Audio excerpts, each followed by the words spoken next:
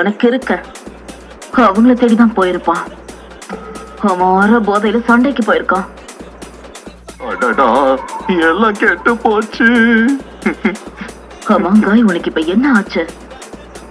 லீ எலிக்சரை குடிக்கும் போது அவனுக்குள்ள ஏதோ ஒண்ணு நடந்து அவன் தன்னையும் மறந்து, அதனால அவன் நம்ம கட்டுப்பாட்டையும் மீறி போயிடுவான். கட்டுப்பாட்டை மீறினா புரியல. VIP 8 வருஷம்